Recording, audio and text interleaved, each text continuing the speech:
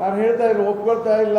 ಯಾಕೆ ಒಪ್ಕೊಳ್ತಾ ಇಲ್ಲ ಅಂದ್ರೆ ಅವ್ರ ಆರ್ಥಿಕ ನೀತಿ ಕೆಟ್ಟದಿದೆ, ಆಡಳಿತ ಮಾಡ್ಲಿಕ್ಕೆ ಬರ್ತಾ ಇಲ್ಲ, ಅನ್ಫಿಟ್ ಇದ್ದಾರೆ ಅಂತ ಅದಕ್ಕೆ ಹೇಳ್ತೇನೆ. Because of that please understand our rupee value is depreciating every day.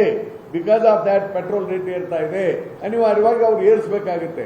ಅಂದ್ರೆ ದಟ್ ಮೀನ್ಸ್ ನಿಮ್ಗೆ ಆಡಳಿತ ಮಾಡ್ಲಿಕ್ಕೆ ಬರೋದಿಲ್ಲ, ನಿಮ್ಗೆ ಆರ್ಥಿಕ ಸ್ಥಿತಿಯನ್ನು ಇಟ್ಕೊಳ್ಳಕ್ಕೆ ಗೊತ್ತಿಲ್ಲ ಅಂದ್ರೆ ಮತ್ತೆ ಯಾಕೆ ಸರ್ಕಾರ ಮಾಡ್ತೀರಿ? ಅದ್ರ ಸಲುವಾಗಿನೇ ನಾನು ಹೇಳಿದ್ದು, ಬೆಟರ್ ಕ್ವಿಟ್, ರಾಜೀನಾಮೆ ಕೊಟ್ಟು ಒಬ್ಬ ಯಾರಾದರೂ ಆರ್ಥಿಕ ತಜ್ಞರು ಚೆನ್ನಾಗಿರೋರ ಬಗ್ಗೆ ಮಾಡ್ರಿ, ಮತ್ತು ಎಲ್ಲ ಆರ್ಥಿಕ ಸ್ಥಿತಿಗತಿ ಬಗ್ಗೆ ಒಂದು ಬೇಕಾದ್ರೆ ವೈಟ್ ಪೇಪರ್ ತರಲಿ, ಎಲ್ಲ ಮುಖ್ಯಮಂತ್ರಿಗಳ ಕರೆದು ಮಾತಾಡ್ಲಿ. ಯಾರು ಪ್ರಧಾನಮಂತ್ರಿ ಏನ್ ದೇಶದ ಪರಿಸ್ಥಿತಿ ಏನಿದೆ ಅಂತೇಳಿ ಮಾತಾಡೋದಿಲ್ಲ. ಮೋದಿ ಒಳ್ಳೆ ಪ್ಯಾಂಟ್ ಶರ್ಟ್ ಹಾಕೊಳ್ತಾನ, ಹೋಗ್ತಾನ, ಬಂದ ದಿವ್ಸಕ್ಕೆ 4 ಡ್ರೆಸ್ ಚೇಂಜ್ ಮಾಡ್ತಾನ. ನಾನು ಅದನ್ನೇನು ಟೀಕೆ ಮಾಡ್ತಾ ಇಲ್ಲ, 4 ಹಾಕೊಳ್ಳಿ 5 ಹಾಕೊಳ್ಳಿ. ಆದರೆ ದೇಶದ ಪರಿಸ್ಥಿತಿ ಬಗ್ಗೆ ಒಂದು ಸ್ವಲ್ಪನೂ ಒಬ್ಬ ಮುಖ್ಯಮಂತ್ರಿಗಳ ಜೊತೆ ಮಾತನಾಡುವಂಥ ಟೈಮ್ ಅವ್ರಿಗಿಲ್ಲ. ಬೇರೆ ಬೇರೆ ದೇಶಕ್ಕೆ ಹೊಟ್ಬಿಡೋದು. ನಾನು ಬೇರೆ ದೇಶಕ್ಕೆ ನೀವು ಹೇಳಿದ್ಕೆ ನಾನು ಎದಕ್ಕೂ ಟೀಕೆ ಮಾಡಲಿಲ್ಲ. ಏನು ಪ್ರಯೋಜನ? ಹೋದ್ರೆ ಈ ಸುಮಾರು 90 ದೇಶ ಮುಗಿಸ್ಬಿಟ್ಟಿರ್ಬೇಕು. No use. ಒಬ್ರು ತಂದಿಲ್ಲಿ ದುಡ್ಡು ಹಾಕ್ತಾ ಇಲ್ಲ, ಮತ್ತೆ ಅವ್ರು ಬರ್ತಾರೆ ಅಂದ್ರೆ ವೆಲ್ಕಮ್ ಮಾಡ್ತಾರೆ, ಹ್ಯಾಂಡ್ ಶೇಕ್ ಮಾಡ್ತಾರೆ, ಅದನ್ನ ತಂದಿಲ್ಲಿ ಪ್ರಚಾರ ಮಾಡ್ತಾರೆ. ನೋಡಿ ಮೋದಿ ಹೆಂಗ್ ಮಾಡ್ದ. ವಾಟ್ ಹ್ಯಾಪನ್ ಇನ್ ನಾರ್ವೇದಲ್ಲಿ ನಿಮ್ಮ ಪ್ರಶ್ನೆಯವರೇ ಏನ್ ಮಾಡ್ಯಾರ ಅಂತ ಗೊತ್ತಾಯ್ತಲ್ಲ. They are all your colleagues. ನಿಮ್ ಕಲೀಗ್ಸ್ ಅಲ್ಲ ಅವರು, ಅವರೆಲ್ಲ. ಅದಕ್ಕೆ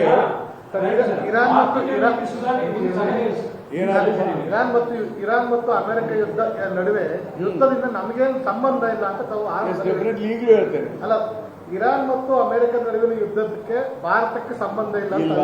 ಆದ್ರೆ ಇಂಪ್ಲಿಕೇಶನ್ ಬಗ್ಗೆ ನಿಮ್ಗೆ ಅರಿವಿಲ್ಲ. ನಾನು ಅದನ್ನೇ ಹೇಳ್ತಿದ್ದೇನೆ, ಸಂಬಂಧ ಇಲ್ವೇ ಇಲ್ಲ. ನಾವೇನ್ ಲಾಸ್ ಆಗಿದ್ವಿ ಯುದ್ಧದಲ್ಲಿ? ನಾವೇನ್ರ ಪೆಟ್ರೋಲ್ ತರೋದಿಲ್ಲ, LPG ತರೋದಿಲ್ಲ, ಯಾವ ನೇರ ಸಂಬಂಧ ಅಲ್ಲ. ಏನ್ ಸಂಬಂಧ ಇದೆ ನಮ್ಗೆ? ನಾನು ಹೇಳಿದ್ದೆ ನಮ್ಗೆ ಅದನ್ನ ಹೇಳ್ತೀನಿ. Let me clarify. It's A good question, I will clarify. ನೋಡಿ, the rate of the petrol before Iran war, it is around 1995 ಇತ್ತು ಆಲ್ರೆಡಿ. ಈ $10 ಏನಿದೆ. ನಾನು ಅದಕ್ಕೆ ನಿಮಗೆ ಹೇಳಿದ್ದು 2007 ಜುಲೈನಲ್ಲಿ 145 ಹೋಗಿತ್ತು. Petrol rate was 52 rupees. The rate was $145. ಆದರೆ ಡಾಲರ್ ಮತ್ತು ರೂಪಾಯಿ ವ್ಯವಸ್ಥೆಯ ನಿಯಂತ್ರಣ ಇತ್ತು ಅವಾಗ. ಈಗ ನಿಯಂತ್ರಣ ಇಲ್ಲ. ಹೀಗಾಗಿ ನಮ್ಮ ಪೆಟ್ರೋಲ್ ಡೀಸೆಲ್ ಕಷ್ಟ ಆಗ್ತಾರೆ ಅದ್ರ ಮೇಲೆ ಹೊರತು ಇರಾನ್ ನಮಗೆ ಪೆಟ್ರೋಲ್ ಸಪ್ಲೈ ಆಗ್ತಾ ಇದೆಯಲ್ಲ. ನೋಡಿ, ಒಂದು ನಿಮಿಷ ರೀ. ನಮ್ಗೆ ರಷ್ಯಾ ಸಪ್ಲೈ ಮಾಡ್ತಾ ಇದೆ ಪೆಟ್ರೋಲ್. ಮೇಜರ್ ಇದು ಸಪ್ಲೈ ಮಾಡ್ತಾ ಇದ್ದು ರಷ್ಯಾ.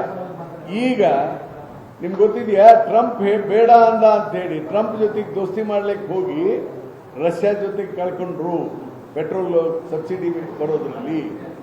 ಅದನ್ನು ಸ್ವಲ್ಪ ಅರ್ಥ ಮಾಡಿ. ಅದನ್ನೆಲ್ಲ ಡಿಟೇಲ್ ಆಗಿ ಹೋಗ್ತಾ ಹೋದ್ರೆ ದೊಡ್ಡ ಭಾಷಣ ಮಾಡಬೇಕಾಗುತ್ತೆ. ಒಟ್ಟಾರೆ ದ ಬಾಟಮ್ ಲೈನ್ ಈಸ್, ಈ ಇದು ಅಮೆರಿಕ ಇಸ್ರೇಲ್ ಯುದ್ಧಕ್ಕೂ ನಮಗೂ ಸಂಬಂಧ ಇಲ್ಲ.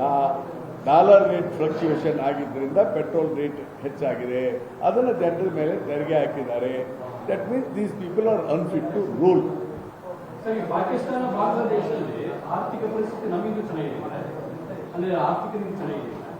ನೋಡಿ, ಪಾಕಿಸ್ತಾನದಲ್ಲಿ ಆರ್ಥಿಕ ಪರಿಸ್ಥಿತಿ ಚೆನ್ನಾಗಿದೆ ಬಿಟ್ಟಿದ್ದು ನಮ್ಗೇನಾಗಬೇಕಾದ್ರೆ ಹೂ ದೇ ಆರ್ ಟು ಅಸ್. ನಾನು ಹೇಳಿದ್ದು ಎಂಪ್ಲಾಯ್ಮೆಂಟ್ ಚೆನ್ನಾಗಿದೆ, ಆರ್ಥಿಕ ಪರಿಸ್ಥಿತಿ ಅವ್ರ ದೇಶದಲ್ಲಿ ಅವ್ರು ಕರೆಕ್ಟ್ ಆಗಿದ್ದಾರೆ. ಅವ್ರೇನು ನಮ್ಗೇನಾಗಬೇಕಾಗಿದೆ? ಅವ್ರು ಹೆಂಗಿದ್ರೆ ಏನಾಗಬೇಕಾಗಿದೆ? ನಾನು ಹೇಳ್ತಾ ಇರೋದು, ನಮ್ಮ ಪಾಕಿಸ್ತಾನ ಒಂದು ಬಿಟ್ಟು ಎಲ್ಲಾ ದೇಶಗಳ GDP ಹೈಯೆಸ್ಟ್ ಇದೆ ಅಂತ ನಾನು ಹೇಳಿದ್ದೆ. They are also better. ಅಂದ್ರೆ ನಮ್ಗೆ ಏನ್ ಸಂಬಂಧ? ಅವ್ರು ಮಾತಾಡ್ತಾ ಇರ್ತಾರೆ ಅಂತ ಹೇಳ್ತೇನೆ. ಅವ್ರು ಹೆಂಗಿದ್ರೆ ನಮ್ಗೇನ್ ಸಂಬಂಧ ರೀ? ಅದಕ್ಕೆ ಗೊತ್ತು. ನಾನು ಎಲ್ಲ ಹೇಳಿದ್ದೇನೆ. ಎಲ್ಲ ಆಲ್ ಕಂಟ್ರಿ GDP ಹೇಳಿಲ್ವಾ? ನೋಡಿ, ಪಾಕಿಸ್ತಾನದ್ದು ನಮಗೂ ಸಂಬಂಧ ಇಲ್ಲ. ಪಾಕಿಸ್ತಾನದಲ್ಲಿ ಹಾಗಿದೆ. ಪಾಕಿಸ್ತಾನ ಯಾರಿಗೆ ಗೊತ್ತಿದೆ ಪಾಕಿಸ್ತಾನ ಏನ್ ಮಾಡುತ್ತೆ ಅಂತ ಹೇಳಿ? ಪಾಕಿಸ್ತಾನದಲ್ಲೂ ಇದ್ದಾವೆ ಅವ್ರವ್ರ ಪಾಡಿಗೆ ಅವ್ರವ್ರು ಇರ್ತಾರೆ. ಅಲ್ಲಿ ರೋಡ್ ಇದಾವೆ, ಅಲ್ಲಿ ರೈಲ್ವೆ ಇದೆ, ಅಲ್ಲಿ ವ್ಯಾಪಾರ ಆಗ್ತಾ ಇದೆ. ಅಲ್ಲಿ ಎಲ್ಲ ಮಾಡ್ಕೊಂಡಿದ್ದಾರೆ, ಅದು ಅವ್ರವ್ರ ಪಾಡು. ಅಲ್ಲೇ ಪೆಟ್ರೋಲ್ ರೇಟ್ 300 ರೂಪಾಯಿ ಮೇಲೆ ಹೋಗಿದೆ, 300 ರೂಪಾಯಿ ಮೇಲೆ ಇದೆ. ನಾವೇನ್ ಮಾಡ್ಬೇಕಂದ್ರೆ ಅವ್ರ ಕಂಟ್ರಿಗೆ ಸಂಬಂಧಪಟ್ಟಿದ್ರಿ. What way we are concern to the Pakistan, what way we are concern. ನಾವು ನಮ್ಮ ದೇಶದಲ್ಲಿ ಇಂಥ ದುರಾಡಳಿತ ದುಸ್ಥಿತಿ ಆಗ್ತಾ ಇದೆಯಪ್ಪ ಅಂತ ನಾವು ಹೇಳಬೇಕಾದದ್ದನ್ನು ನಾವು ಹೇಳ್ತೇವೆ.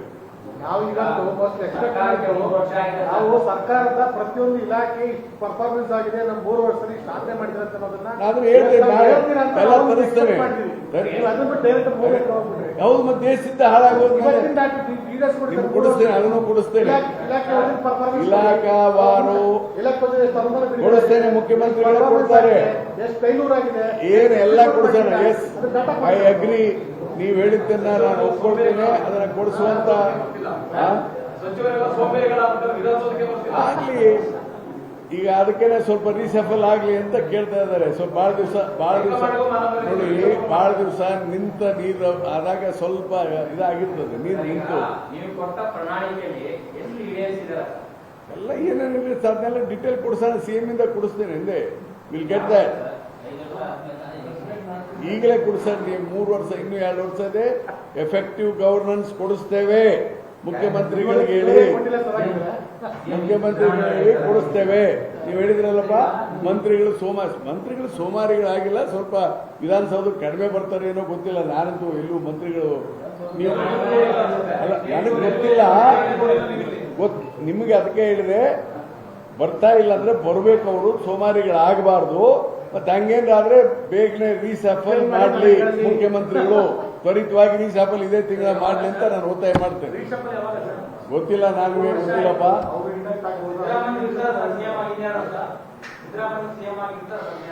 ನನ್ನ ಪ್ರಕಾರ ಇರ್ತಾರೆ, ಇನ್ನೂ 2 ವರ್ಷ ಅವರೇ ಇರ್ತಾರೆ. ಯಾರು? ನಾನು ಯಾವಾಗಲೂ ಹೇಳ್ತಾನೆ ಬಂದಿದ್ದೇನೆ. ನೀವು 6 ತಿಂಗಳಾಯ್ತು ಸಿದ್ದರಾಮಯ್ಯ, ನಾನು ಹೇಳ್ತಾನೆ ಬಂದಿದ್ದೀನಿ. ನಿಮ್ಗೆ 2 ವರ್ಷ ಇರ್ತಾರೆ. ನಾನು ಹೇಳ್ತಾ ಇದ್ದೇನೆ, ಈಗಲೂ ಹೇಳ್ತೇನೆ. ನಾನು ಹೇಳಿದ್ದೇನು, ಸನ್ಮಾನ್ಯ ಖರ್ಗೆ ಅವ್ರನ್ನ 1 to 1 ಮೀಟ್ ಮಾಡಿದಾಗ ರಾಜ್ಯದ ರಾಜಕೀಯ ಪರಿಸ್ಥಿತಿ, ನೀವು ಹೇಳಿದ ವಿಚಾರಗಳನ್ನ ಹೇಳಿದೆ. ಏನೇನು ಹೇಳ್ಬೇಕು, ಆಡಳಿತ ವ್ಯವಸ್ಥೆ ಬಗ್ಗೆ ಹೇಳಬೇಕಾದ ಅವ್ರ ಮುಂದೆ ಇಟ್ಟಿದ್ದೇನೆ. ಸರ್, ಎಫೆಕ್ಟಿವ್ ಗವರ್ನೆನ್ಸ್ ಕೊಡೋಣ. ಮುಂದಿನ 2 ವರ್ಷಗಳಲ್ಲಿ ಮತ್ತೆ ನಾವು ಅಧಿಕಾರಕ್ಕೆ ಬರಬೇಕು. ಅದಕ್ಕೆ ಈ ಸಂದರ್ಭದಲ್ಲಿ ಸಿದ್ದರಾಮಯ್ಯನವರು ಬದಲಾವಣೆ ಮಾಡ್ಲಿಕ್ಕೆ ಹೋಗಬೇಡಿ. ಮತ್ತು ನೀವು ಬದಲಾವಣೆ ಮಾಡಲೇಬೇಕು ಅಂತ ಪ್ರಸಂಗ ಬಂದರೆ ನೀವಾಗಿ, ಇನ್ನು ನಿಮ್ಗಿಂತ ಬೇರೆಯವರಾದ್ರೆ ಆ ಲೆವೆಲ್ ಬರೋದಿಲ್ಲ, ಸೀನಿಯಾರಿಟಿ ಲೆವೆಲ್ ಬರೋದಿಲ್ಲ ಅಂತ ನಾನು ಹೇಳ್ಬೇಕಾದ್ರೆ ಹೇಳಿದೆ. ಅವರು ಬೇಡ, ನನಗೆ ವಯಸ್ಸಾಯ್ತು, ಕಷ್ಟ. ರಾಹುಲ್ ಗಾಂಧಿಯವರು ನಾವು ತೀರ್ಮಾನ ತೆಗೆದುಕೊಳ್ತೇವೆ ಅಂತ ಅಷ್ಟು ಹೇಳಿದ್ರು. ಅಷ್ಟು ಮಾಡಿ ಹೇಳಿದ್ದೀನಿ. ನಾನು ಯಾಕಪ್ಪ ಇವ್ರನ್ನ ಅವ್ರು ಬೇಡ ಅಂತ ನಾನೇನು ಹೇಳಿಲ್ಲ. ನನಗೆ ಸಿದ್ದರಾಮಯ್ಯನವರೇ ಇರಬೇಕು. 2 ವರ್ಷ ಅಂದ್ರೆ ರಾಜ್ಯದ ಪರಿಸ್ಥಿತಿ ಚೆನ್ನಾಗಿರುತ್ತೆ. ಅವರಿಲ್ಲ ಅಂದ್ರೆ ಖರ್ಗೆ ಅವರು ಸೀನಿಯರ್ ಇದ್ದಾರೆ. ಇದು got A very good experience. ಪಾಪ ದಲಿತ ಸಮಾಜದ ಒಂದು ನಮ್ಮ ರಾಜ್ಯದ ಮುಖ್ಯಮಂತ್ರಿಗಳಂತ ಆಗಲಿ ಅನ್ನೋದನ್ನು ನಾನು ಹೇಳಿದ್ದೇನೆ. ಅದ್ರ ಬಿಟ್ಟರೆ ನಾನು ಯಾವುದೇ ಬದಲಾವಣೆ ಮಾಡಿಲ್ಲ. ಆಗಲ್ರಿ, ಯಾರು ಬೇಡ ಅಂತ ಹೇಳ್ತಾರೆ. ನಾನೇ ನೋಡಪ್ಪ, ನನ್ನ ವಿಚಾರ ನಾನು ಹೇಳಿದ್ದೇನೆ. ಈ ನೀವು ಆಗ್ರಿ ಚೀಫ್ ಮಿನಿಸ್ಟರ್, ನಿಮ್ಮನ್ನ ಯಾರು ಬೇಡ ಅಂತಾರೆ. ನಮ್ಮ ಪಾರ್ಟಿಯವ್ರು ನಿಮ್ಮನ್ನೇ ಸೆಲೆಕ್ಟ್ ಮಾಡಿಬಿಟ್ರಪ್ಪ, ನಾವೇನ್ ಮಾಡೋಕ್ಕಾಗುತ್ತೆ? ಆಯ್ತ್ರಿ, ಎಸ್ ಅಂತೀವಿ. ಯಾಕೆ ಆಗಬಾರ್ದು? DKC ಆಗಬಾರ್ದು?